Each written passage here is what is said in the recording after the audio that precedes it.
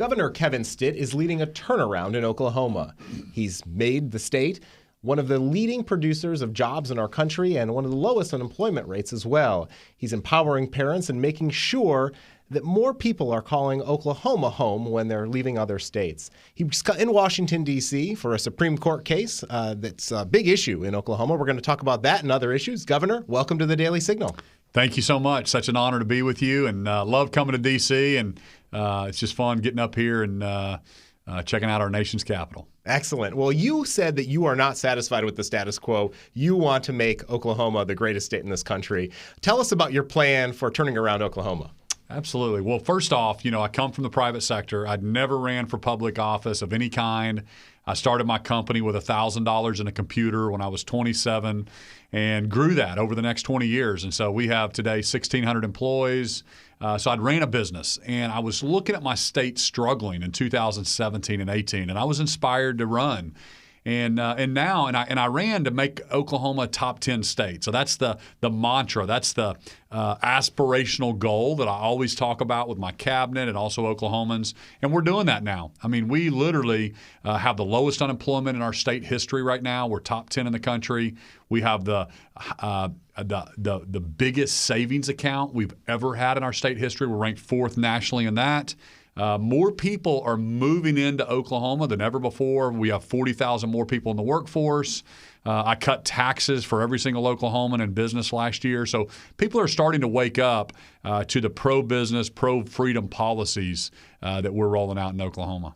So you're doing this at a time when there's great frustration here in Washington with the Biden administration and its policies. I mean, you can go down the list, not to mention the foreign policy challenges, but just here at home, immigration's a huge issue. Inflation is at record highs.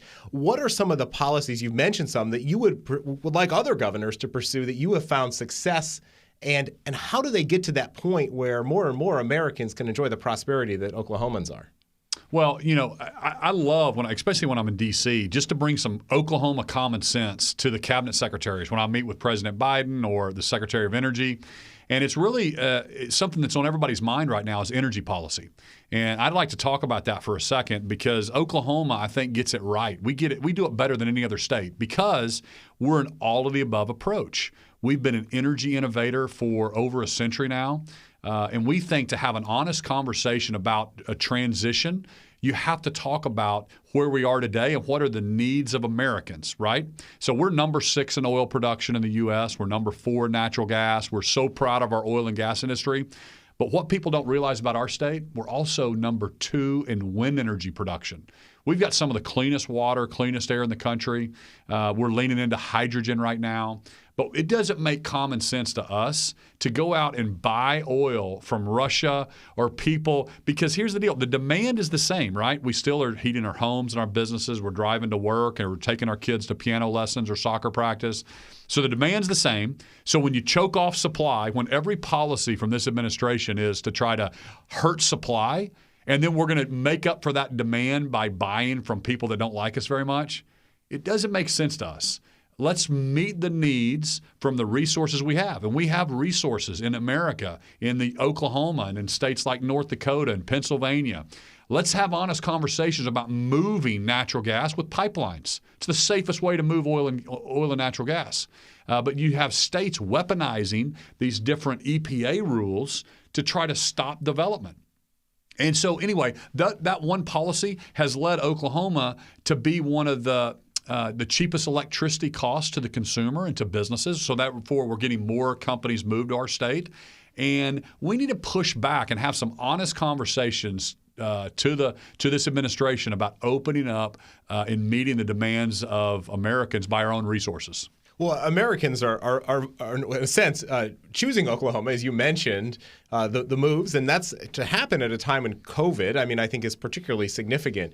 So what are some of the other attractions that you have in Oklahoma that, aside from the energy prices and the fact that you're cutting taxes, there must be other factors that are leading people to make that choice with their feet and move into your state? Yeah, obviously taxes, regulation. I instructed all of our regulatory authorities to go through any kind of code and look at it. So we've reduced regulations by 25%. Over a 115-year history our state's been around, you automatically are going to have redundant, duplicative code from one agency to another agency. So we've gone through and we've reduced regulations by 26%. I tell all of my governing bodies that we want to be clear with the rules, but we never want to play gotcha with the company. We want to be really clear, but we want to let businesses go compete.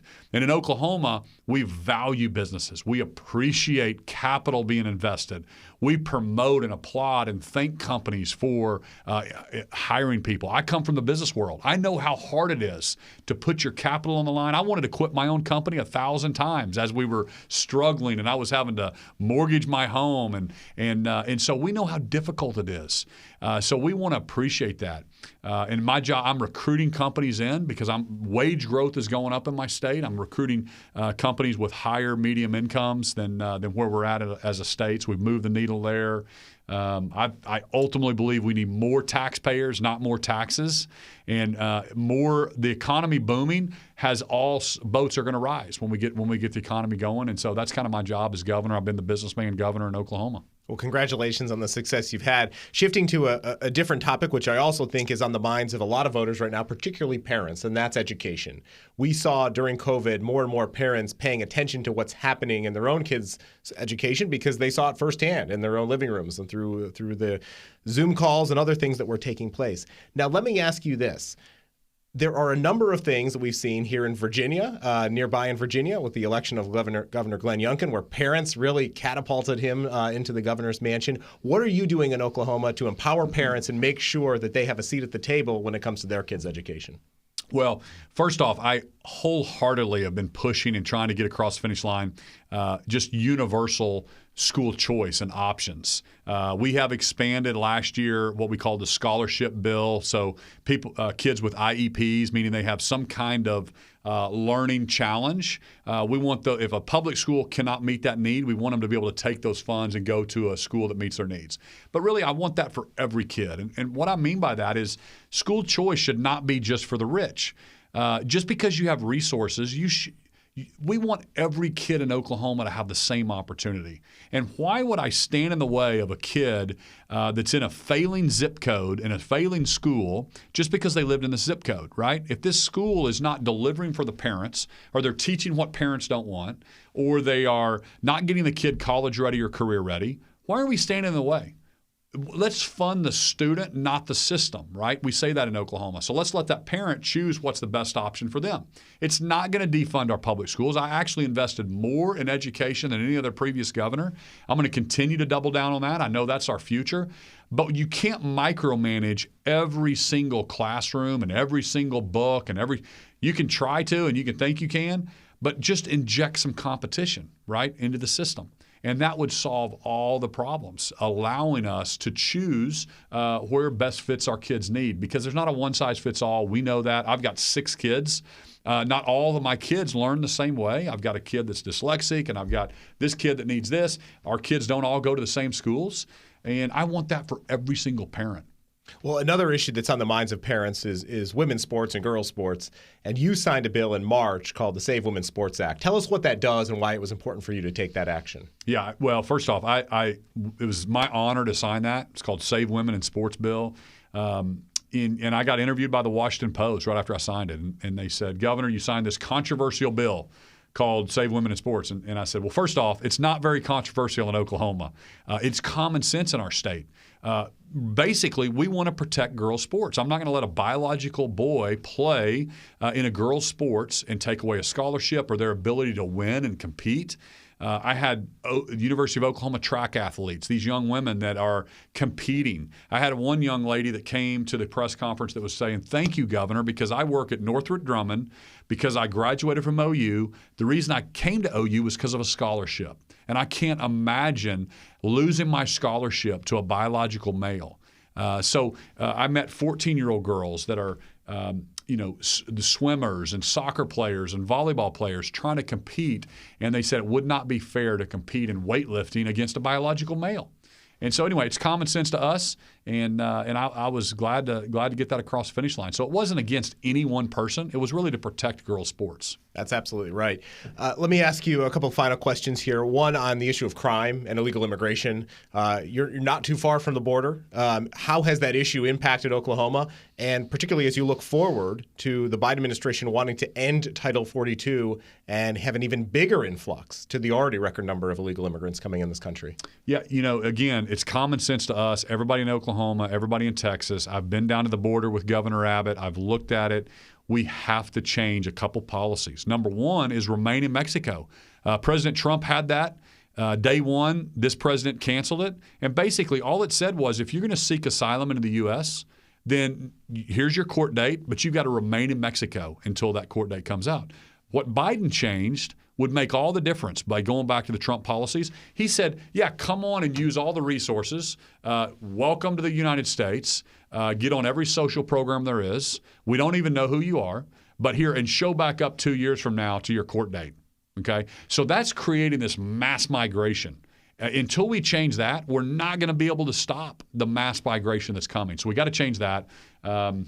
Again, the drugs, all the stuff that's coming through from the southern border, it affects, I'm the state right north of Texas on I-35. Stuff's coming right through. All of our drug busts, the meth, the opioids, the fentanyl, all the stuff that's coming through is coming from the southern border. And so, yeah, it's a disaster for us, and I'm doing everything I can to fight back and give options to President Biden. The problem is they don't want to have real conversations. Everything is political. These people aren't business people. These people are politicians, and all they're thinking about is placating to their constituents or some radical folks on the left instead of taking care of Americans. And it drives me crazy that you can't have an honest discussion about this. Finally, Governor, you're here in Washington for a Supreme Court case. 2 years ago, the Supreme Court made a big decision in the McGritt decision, which had profound implications for your state. I know you've been critical of the aftermath of that and what's happened. What's at stake in this current case? Bring our listeners up to speed. And I'm assuming that we'll see a decision on this sometime at the end of June. That's right. Yeah. Well, this is the McGirt case. What it is 2 years ago, the Supreme Court said that reservations still exist in Oklahoma. So there was a bad guy named McGirt was convicted of child rape. He shows his Indian card and gets his conviction overturned. And so the Supreme Court said reservations still exist in eastern Oklahoma. So what does that mean? It's really thrown our state into turmoil. We now have lost the ability to prosecute crimes in eastern Oklahoma. So think about that. Think about Boston, all of a sudden the Supreme Court saying that's not part of Massachusetts. That's what it feels like for Oklahomans. Tulsa has 1 million people in the MSA, and now that's part of a reservation. So the district attorney, our state police, the sheriff, and the police cannot prosecute crimes. And so what we asked the Supreme Court, and thank goodness that they accepted to hear this case, was the Castro Huarte case. This is about protecting an Indian child. So there was a 5-year-old disabled, blind Indian girl who was actually a member of a tribe in North Carolina. And this bad guy abused her, almost killed her. And so the state prosecuted her, and we're wanting to be able to prosecute those crimes. And right now, the tribes and the federal government says the state can't prosecute those crimes because it was an Indian victim. So this is about law and order. This is about protecting Indian victims, and that's what this case is about. And hopefully the Supreme Court does the right thing and reinstitutes justice for Oklahomans so we can actually protect law and order. The other thing I think is important for your listeners to understand is who is an Indian? In Oklahoma, we never had reservations. That's the way we've been since statehood until 2020. I'm an Indian. I've got my Indian card. My 6 children with blonde hair and blue eyes, they have their Indian card. In other words, you can be 1/1000th, 1/2000th. There is no blood quantum. So it's so hard for our law enforcement to tell. You can't tell by looking who has an Indian card, who doesn't. And so now we're having people target people with an Indian car tag or something like that because the Fed's own admission, they don't have the resource to prosecute crimes that are below like murder and some of the major stuff. So they're not prosecuting car thefts. They're not prosecuting home burglaries if there's a native involved. So it's disastrous right now for my state. Governor, thanks for bringing us up to speed on that case and talking about these other issues. We appreciate the common sense approach you're bringing, and hopefully other governors will look to you as a model for what they can do for the residents of their state as well. Well, it's an honor to be on with you. Thank you so much for having me. Thank you.